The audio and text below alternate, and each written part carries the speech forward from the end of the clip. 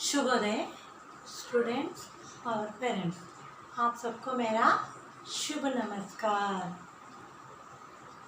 तो कल हम क्या पढ़े थे माँ, आप लोगों को कुछ याद है? मैं आपसे कुछ प्रश्न पूछूंगी, आप जवाब देंगे। तो एक मनुष्य क्या करता है? एक मनुष्य क्या संचित करता है? अर्थ मैंने पैसा। दूसरा क्या करता है? उसे अपना भाग्य समझकर धोखे से खाता है या उसका उपयोग करता है। नर समाज का भाग्य क्या है? नर समाज का भाग्य उसका श्रम है। श्रम का भुजाबल ही क्या है?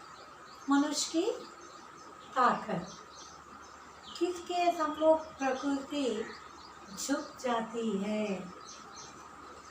श्रम करने वाले श्रमिक के सामने प्रकृति झुक जाती है। किसे पीछे नहीं रहने देना है। जिसने हमें श्रम जल दिया है उसे पीछे नहीं रहने देना है। कैसी प्रकृति का सुख उसे पाने देना है? विजित प्रकृति का सुख उसे हमें पहले पाने देना है। तो इस कविता की अंतिम पंक्तियाँ आज हम पढ़ेंगे। देखिए, जो कुछ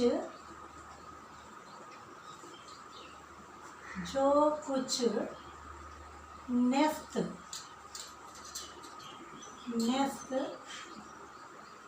प्रकृति में है,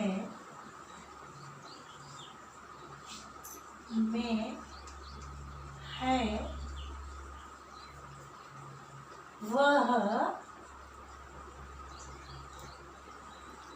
मनुज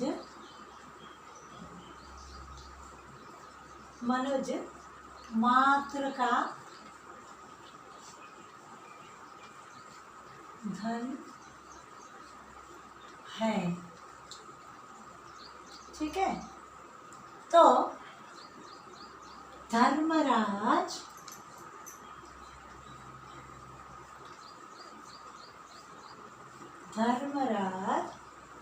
उसके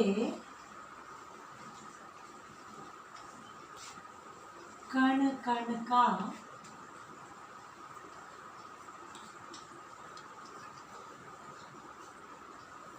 अधिकारी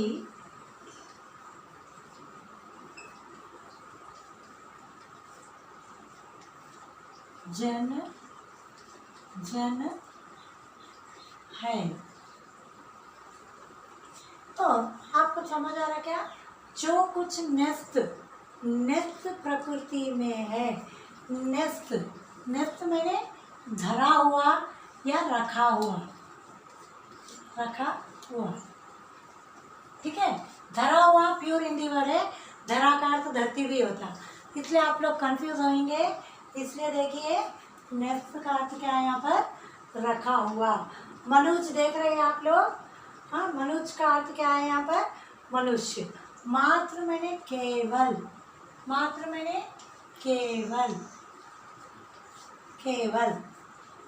कण कण का अर्थ क्या है माँ? अणु।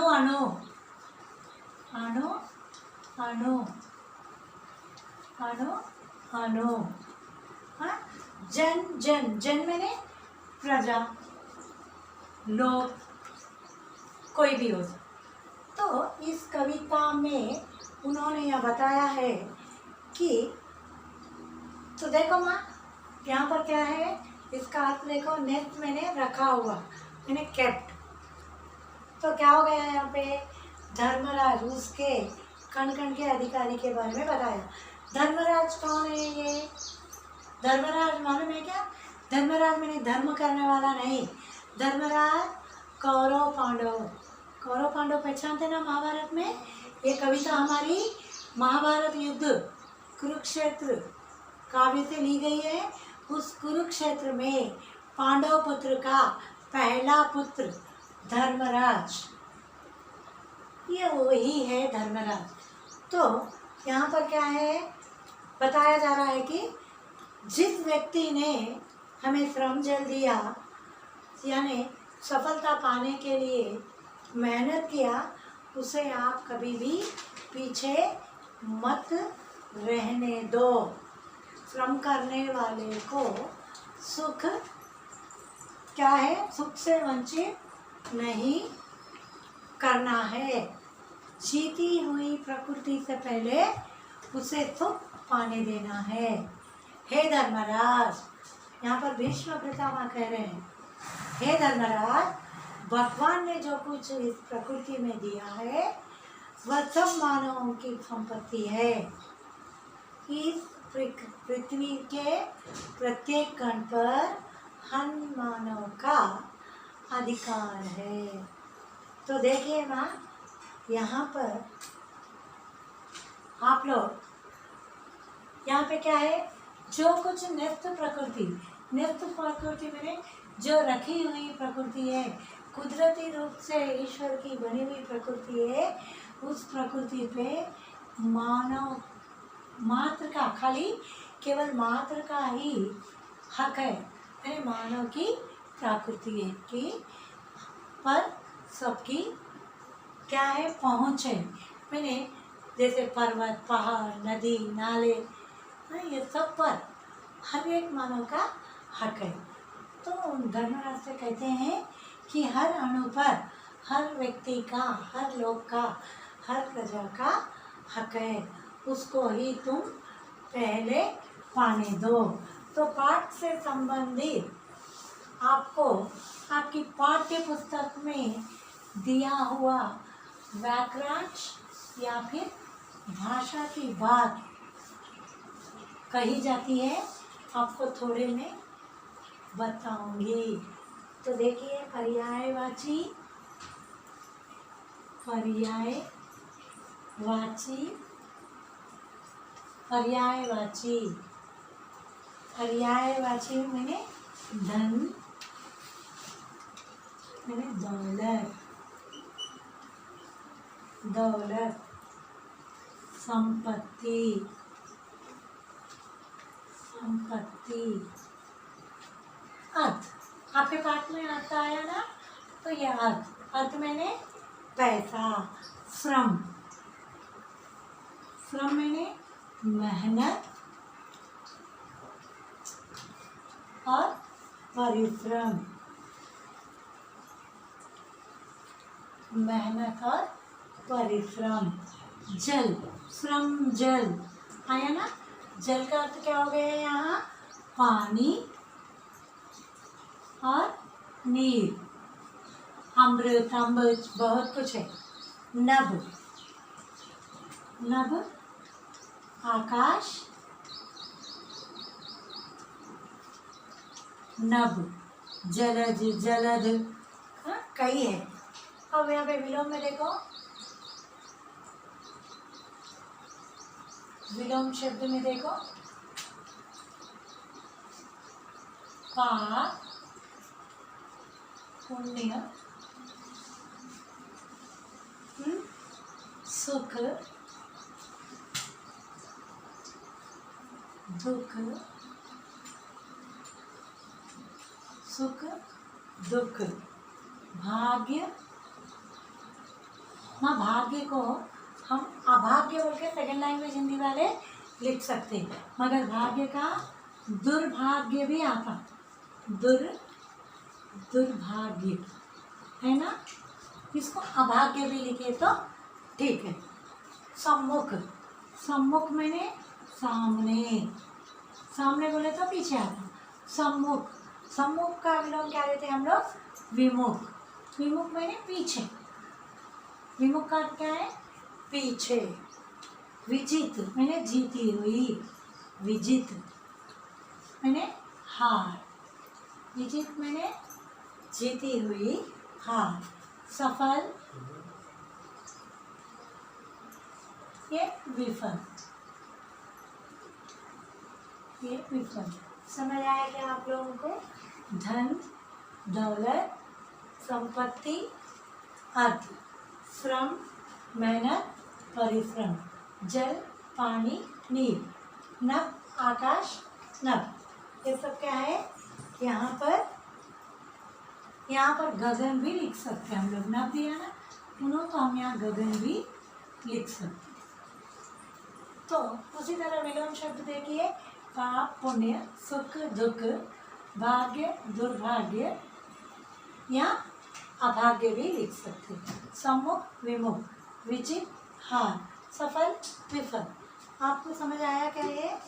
इसके बाद वचन में भी समान रूप के ही अर्थ रहते हैं। समान रूप के अर्थ रहते हैं। तो समान रूप के अर्थ क्या है यहाँ पर? वचन में देखिए, वचन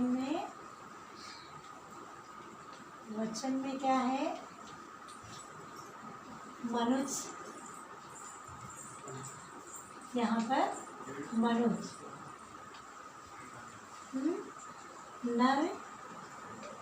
नर,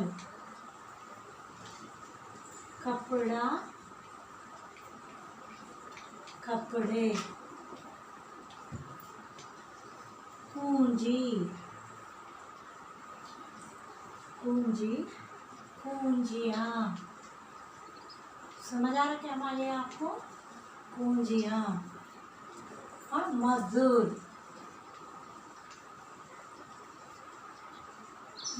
मजदूर।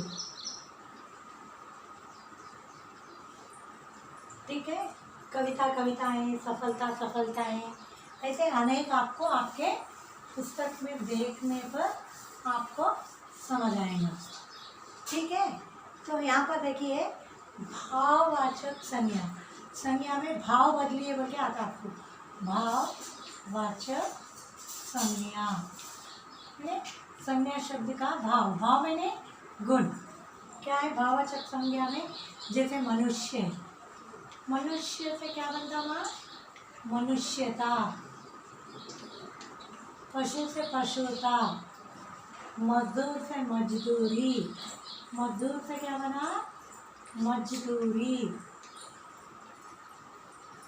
मजदूर से मजदूरी। अधिकार से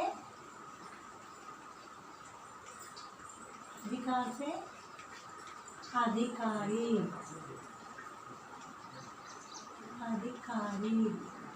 अधिकार से क्या बना?